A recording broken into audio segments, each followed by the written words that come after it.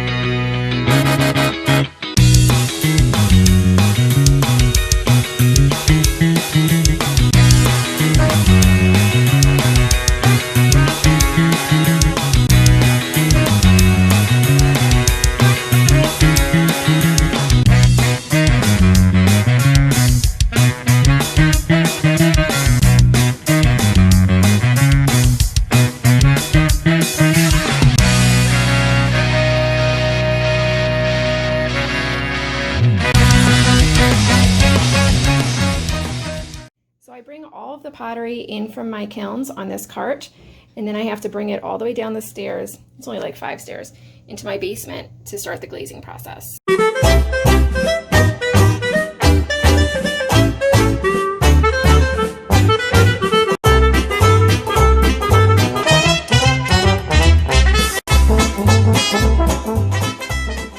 Before I glaze my pottery, I have to put wax on the bottom of each bowl, because when I dunk it into the glaze, I don't want the glaze to stick to the bottom.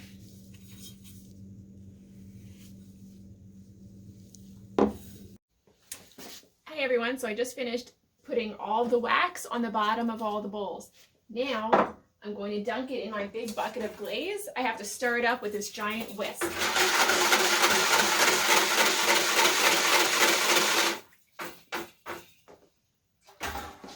And I have these tongs.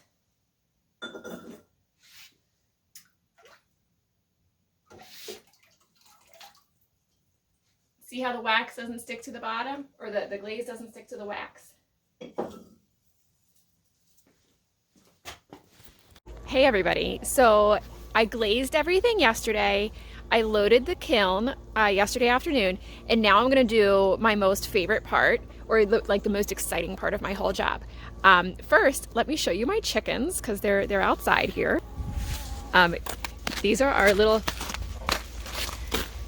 chickens, and they give us eggs in the little egg thing.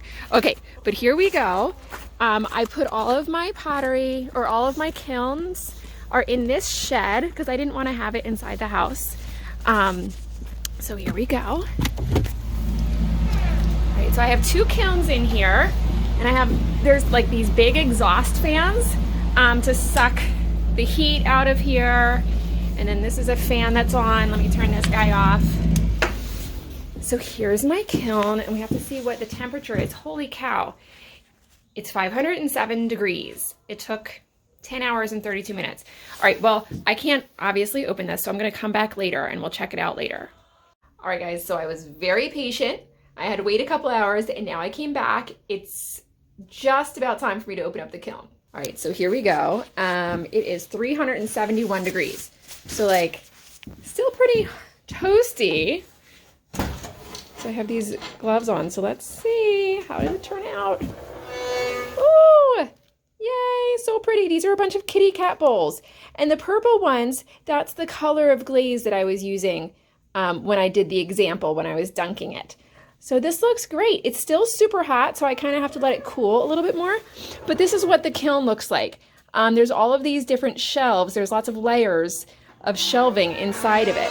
I can show you this kiln really quick. These are the shelf poles. This is what holds up the different shelves.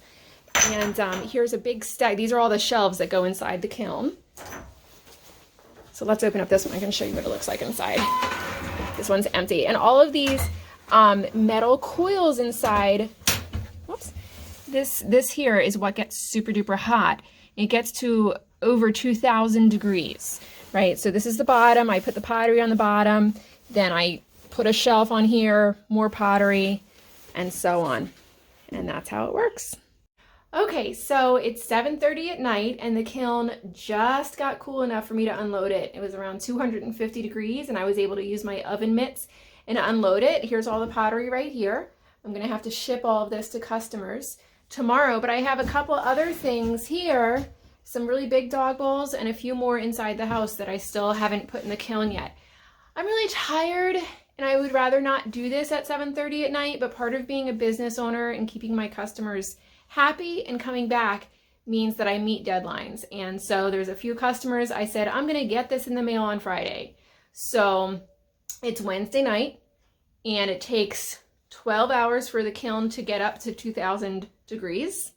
And it takes another 12 hours, sometimes more, for it to go back down, cool enough for me to empty it. So that means I can't unload this next pile of stuff until tomorrow night.